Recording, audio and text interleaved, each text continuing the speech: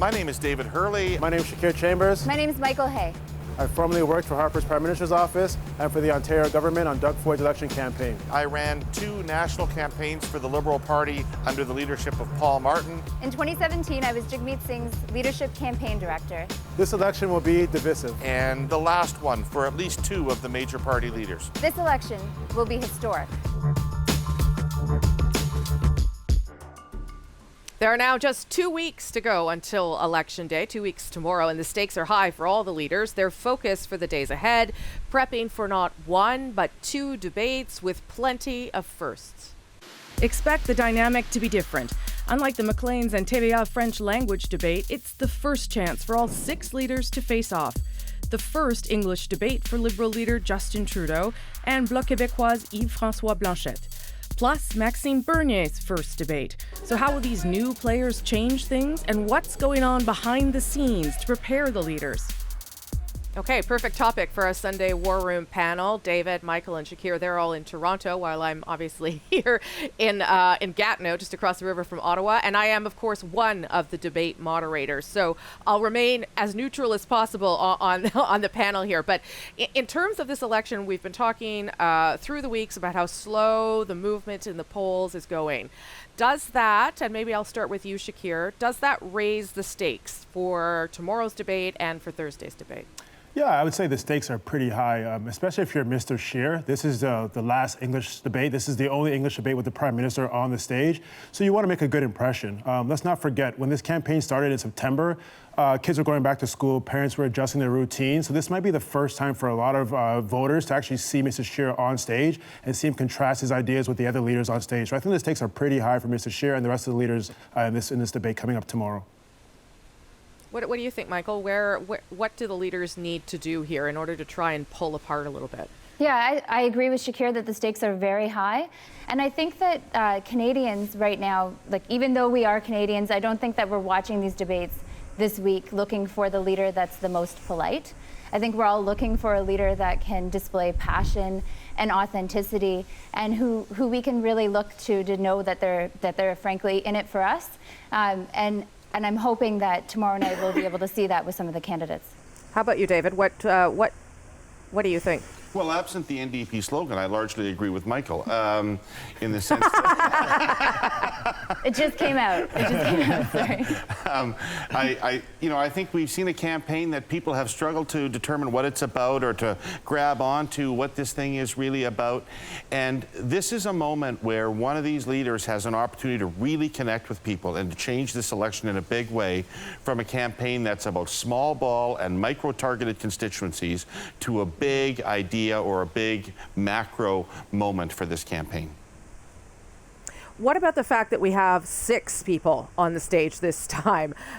Maxime Bernier will be there, Yves-François Blanchet, the Bloc leader, Elizabeth May. How is that going to change the dynamic? Shakir, do you want to start there? I think one of the biggest things is that you're going to have limited time to get your message out, right? There's going to be a lot of times when the leaders are going to be talking over each other. But you always go into these debates with 4 or 5 things that you just really want to get out there, that you have to say to connect with your voters. And I think they're going to be driving that forward. I would just say also, if you're Mr. Scheer, you got to be prepared that they're going to attack you on some of these social issues. So you need to be very clear in communicating what your views are on these issues, because you don't want the voters leaving this debate, again, questioning the response, and you don't want the media reports to be after this debate that questioning where you stand on these social issues. So I think he has an opportunity here to really connect with voters, but the dynamics at play are obviously going to cause some confusion and cause some chaos as far as getting your message out. Yeah, well, let me circle back to the whole 6 people on the stage and just focus on Mr. Scheer, because he was very much ended up being the target of the other leaders at that TVA debate last week. Because I was in the room and I've tweeted it, so I can tell you this, he is interestingly has Justin Trudeau to his right and Maxime Bernier to his left. And I wonder, even that positioning, David, how does he make sure that he doesn't become the focus of a debate, that he keeps it all on Justin Trudeau? Well, first of all, it could be kind of awkward between Scheer and Bernier on that stage, so it's not necessarily an optimal physical location. No. I think it's going to be a tougher debate for Mr. Trudeau than last week's TVA debate was, and I think it's a very different dynamic. And I think people are going to be interested to see that the people are attacking leaders that aren't the leaders that they disagree with the most, but who they have tactical political reasons to attack. So I would expect to see. What do you mean? Explain to us. I would expect to see in this debate, for instance, that Ms. May and Mr. Singh will spend more time attacking Mr. Trudeau than they will attacking Mr. Scheer or Mr. Bernier. And they will do that because all three of those parties are fishing in the same pool for voters. So even though Singh agrees with Trudeau a lot more than he agrees with Scheer, he's going to be going after Trudeau because he needs to shave votes off from Trudeau. So it's going to be an interesting dynamic that way. At the same time, obviously, Mr. Bernier's participation makes things more awkward for Mr. Scheer, particularly on the immigration and refugee issues. Right. For sure. Michael, why don't you get in there? I mean, you talk about Jagmeet Singh, but going back to Scheer, who really didn't have a good performance in that French debate, I think everybody agrees with that, and has to sort of do something more tomorrow night. Yeah, I think Mr. Scheer will be trying to have that moment where he takes on Mr. Trudeau, and it's something that his team is ready for. He probably, as we saw with the French debate, actually his team did a better job than he did in landing his lines. They had all these materials ready to put out there, even though he didn't land his line on Mr. Trudeau's two planes as effectively. I do disagree with one thing, and only one thing so far, that David has said, and I actually think that we'll see Elizabeth May going after Jagmeet Singh, because that's whose voters she's targeting most. But I do agree that we'll see Mr. Singh going after Mr. Trudeau a lot more than we saw in the French debate last week. Right. Shakir, why don't you get on that in terms of how that progressive or the people on the center left fight it out? Yeah, I think when you're speaking of Mr. Trudeau, I think, again, Ms. May is probably going to attack Singh, but she's also going to attack Justin Trudeau. So unlike the French debate, he's going to get squeezed from the left and the right. Ms. May, obviously a strong environmental platform. She's going to probably be pressuring Trudeau quite a bit on his environmental credentials. And then you have Jagmeet as well that's going to be questioning Trudeau on quite a bit of things on the left as well. But then you're also going to have Scheer, who's going to be pressing him on the right. Again, trying to hold him accountability, whether it's on SNC or whatever it may be. But the problem with Mr. Scheer right now is that Bernier is going to try to bog him down and all these other things on the right end of the spectrum. He's probably going to be taunting him quite a bit. When he left the party, he had a strong criticism against the party and against some of their policy positions. So I think for Mr. Scheer, don't get bogged down in that kind of conversation. You have to keep your eye on the prize, and the eye on the prize for Mr. Scheer is Justin Trudeau.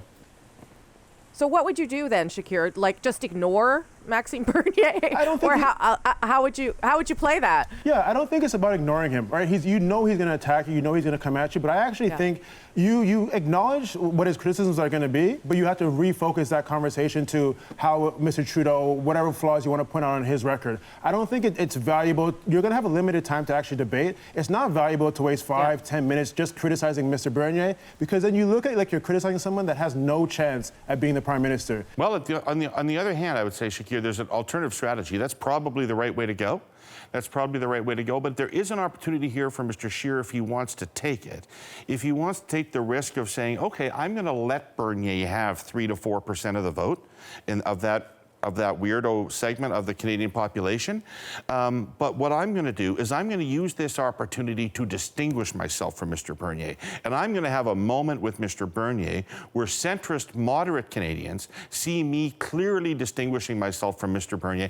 And I think that would be an interesting strategy for Scheer to take. Just to add to that point, sorry. So on David, I agree with that. I think the thing is it gives Scheer a chance to be more mainstream, right? Because Bernier is going to appear pretty out there, pretty extreme. Yeah. Scheer can be that mainstream kind of conservative candidate. Can we do one round just on how people prepare for debates? I don't know if people know that you generally have stand-ins. Just give me a sense of how you maybe have prepared leaders or what might be going on behind the scenes. Michael, do you want to start us off there? Sure. So I think a few days before the debate, and probably in many cases weeks before, there's a lot of studying happening. Usually, like if you're the leader of a party or you're the prime minister and you're asked a specific question, you can turn to staff to help you answer your questions. But in a debate setting, you need to know everything. But that needs to be balanced with seeming comfortable and confident and knowing the lines, the political pieces, not just the policy pieces that you need to land. So there's a whole bunch of studying. There's a rehearsal and the mock debates and mock performances that are going on with the campaign. And then there's the team's preparation as well, which is the team getting ready to amplify the message that their leader's putting out there, or maybe defend something where they've gone wrong. And then last, I'd say that on the day of, depending on the leader, it really changes. So I think in Jagmeet's case, he might try to get a workout in the morning and try to be around as many people as possible before he goes into the debate to kind of get his energy up, and then he'll go into the debate setting. In my experience, David, you've done this before. Go ahead. Yeah. In my experience, debate prep starts well before the election happens, because you're only going to have a couple of days in the writ to actually get ready for that specific debate. So you will have been doing this for a long time. I think Michael laid out the process really, really well. The only thing that I would add to that is there's a lot of psychology about managing a leader going into these things. The pressure on these people tomorrow is staggering. Staggering. They all have so much on the line. They will be so nervous tonight that one little thing that we always did, and I'm sure lots of people do this, is you'll put your leader through many, many really rough mock debates where you show them all the things they're doing wrong. But I bet you the mock debate tonight is going very, very well for all the leaders, because you want your leader going into the debate really feeling good about how they can do in these things. Right. Yeah, you want to leave them confident. Shakir? Absolutely. I don't want to reiterate what the other two have said, because I think that's pretty much the process. What I would say is this particular campaign is that debates take up a lot of resources, right? Especially the leaders' resources. We're probably 2 weeks away from E-Day, so it's going to be difficult to see how your leaders prepare for this, but continue to drive their message to voters in every different writing. Are candidates going to step up, or what's the strategy there to continue to get your message out while the leaders down preparing for debates? Okay. Thanks, everyone. That gives everybody a really good sense of what's happening behind the scenes. And I'll see you back in Toronto next week, and you can see me at the debate tomorrow. Thank you. Good luck. It'll be great to watch. Thank you. Thank Thanks. you. Bye.